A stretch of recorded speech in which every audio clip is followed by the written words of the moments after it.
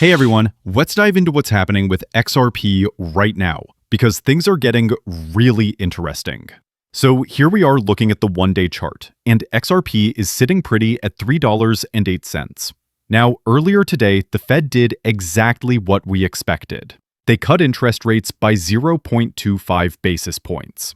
A lot of people were saying, oh, that's already priced in, no big deal.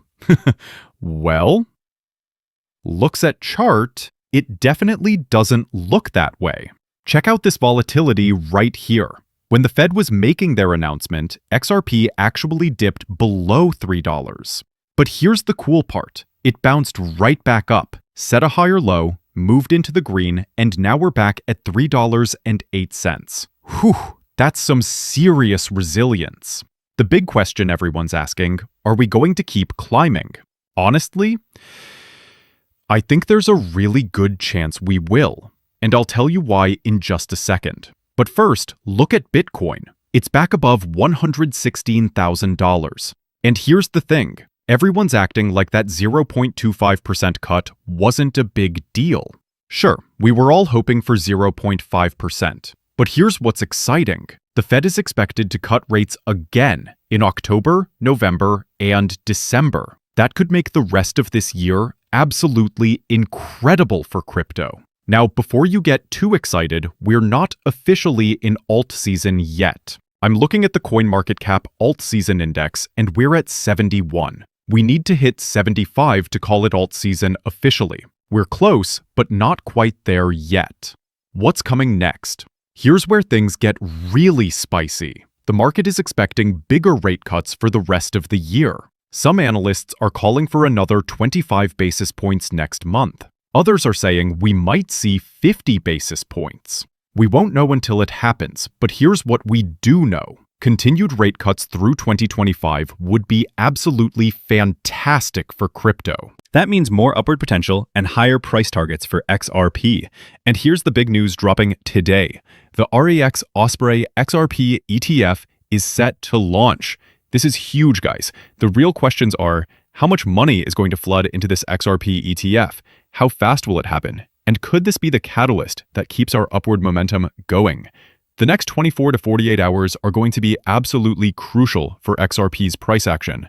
I'm still bullish on the market moving higher because of these rate cuts. Even more bullish news. Get this. CME Group is launching XRP and Solana futures options on October 13th, 2025. Pending approval, of course. XRP is leading the charge with options on both XRP and Micro XRP. You can see it right there on their website. Here's what's really interesting. This is happening a full week before those other ETFs are expected to get approved. So here's my thinking, and tell me what you think in the comments. I believe we're going to see a lot of smart money getting positioned in XRP throughout October, right before these ETFs go live. People are going to want to be in position before the announcements, which could mean steady upward movement between now and the end of October. Now, some traders are saying we might see a major dip first, followed by a huge reversal right into the ETF launches. Honestly, this market has been so unpredictable that it's really hard to call. Every time something looked promising, some real-world event would come along and set us back. But here's what I'm watching closely. The SEC is making moves.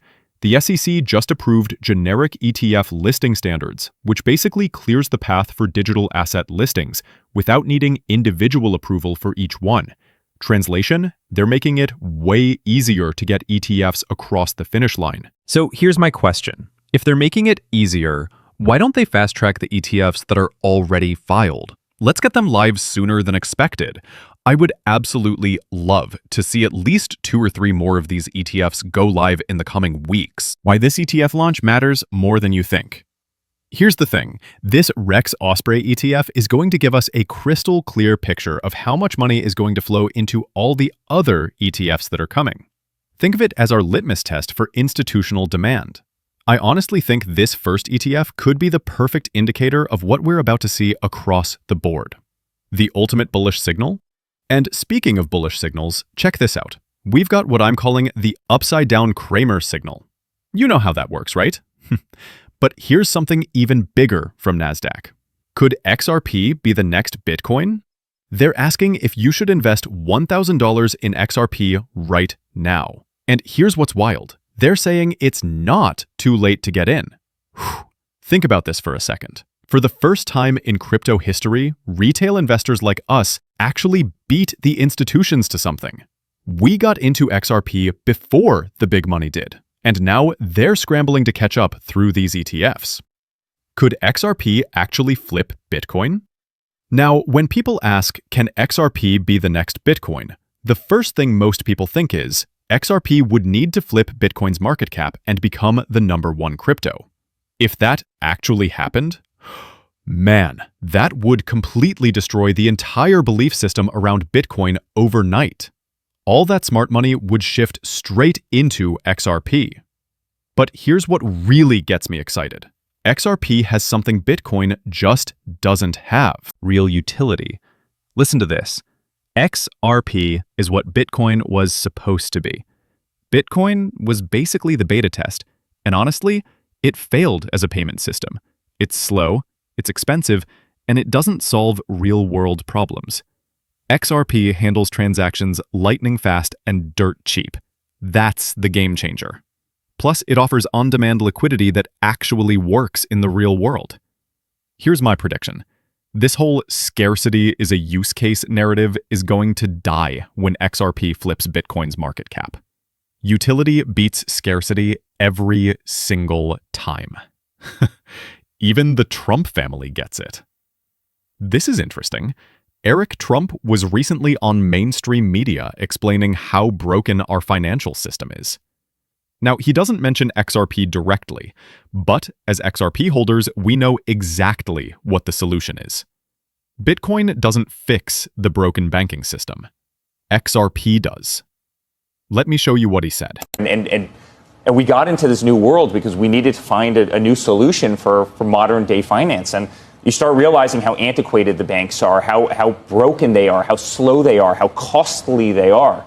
What do you still need them for? You say you do need traditional banking. So Becky, in time, I actually think that there's nothing on the blockchain that can't be done better, faster, more transparently. Why is it if Laura and I go out to get a mortgage on a home, it takes us 120 days? Why is it that every week, Becky, I'm waiting at 5 o'clock to send out a Swift wire transfer. And if I don't get it out by 5, or if I don't receive it by 5, congratulations, somebody doesn't get it until the following Monday night or Tuesday. Our financial system is broken. And then, by the way, our financial system literally taxed 50% of the people in this country, and now they're making up for it. Now they're kind of reversing course. But what eventually you don't think you'll need traditional banking for any of that, but you do need it now for some of those things still? Well, listen, you need payment rails, and I think stablecoin and a lot of other things is obviously picking up the slack. I think you're going to see that in a very, very big way, and I just think you're going to see modernized finance, which turns into 24/7. Did you catch that part where he talks about turning things into 24/7? That's exactly what everybody wants. And when he mentions rails, well, Ripple already has those new rails in place all around the world. The system isn't fully complete yet. There are still areas where people are unbanked. But here's the thing. They're not going to switch to a new system until every single person on the planet has access to this new financial infrastructure. And that's exactly what Ripple is building. The pattern they don't want you to notice. Here's what drives me crazy. They always talk about how everything needs to be upgraded, how the whole system needs to be fixed. And we already know the solution. It's RippleNet and XRP. But notice how they always discuss XRP without actually saying XRP or Ripple. It's like they're talking around it on purpose. XRP to $1,000. The chatter is getting loud. Speaking of things heating up, the 1,000 XRP talk just re-emerged after a CNBC guest said Ripple is going after Swift. This came from Pantera Capital founder Dan Moorhead, who straight up talked about XRP replacing SWIFT. And boom, right away people started citing Patrick Bet-David, who said that if Ripple replaces Swift, we'd be looking at 1,000 XRP. Now everybody's talking about 1,000 XRP again. I just did a video the other day showing you all the people discussing it. Even Uphold is putting out those posts again. You just woke up and XRP is $1,000? What's your next move? They're quietly telling you, or should I say, suggesting, that this is exactly where XRP is heading. The roadmap to $1,000 and beyond. Black Swan Capitalist just put out an incredible breakdown of what it would actually take for XRP to reach these levels. Let me walk you through this. Getting to $100. It starts with big players quietly stacking. Banks, financial institutions, and smart investors have been building positions for years, quietly accumulating billions of XRP, while retail gets shaken out during those orchestrated volatility swings. This naturally reduces circulating supply and triggers the first real supply shock. At the same time, XRP's adoption for cross-border settlements and liquidity transfers drives growing transactional demand. When you combine tightening supply with increasing usage, the stage is perfectly set for XRP to hit that $100 mark. From $100 to $1,000. This requires widespread integration into the global financial system. Here's where XRP shifts from being a retail speculative asset to a functional utility, essentially becoming digital collateral and the preferred settlement mechanism for banks, stablecoins, and tokenized assets. As financial institutions use XRP to settle large-scale payments and manage liquidity, the velocity of transactions and the total value flowing through the network grows exponentially. This means each unit of XRP represents a larger portion of global financial activity, naturally driving its valuation toward $1,000. And $10,000? That's all about XRP's full-scale utility and infinite scalability through its ability to absorb global liquidity. My timeline predictions? Here's what I think. $100 is coming in the short term. We could possibly see it over the coming months. I'm seeing chart analysts saying there's no way XRP doesn't make it to 3 digits with these ETF inflows. We are literally on the verge of institutional adoption. Remember when David Schwartz put a timeline on it? He said 12 to 24 months, and that was like 7 to 8 months ago. We're getting very close to that happening. The bigger picture. Mass adoption. Then you start looking at mass retail adoption. What's Ripple really trying to do? They're trying to become a bank, but at the same time, they're pushing to get merchants to accept RLUSD. This is the full ecosystem play, guys. RLUSD, the secret weapon.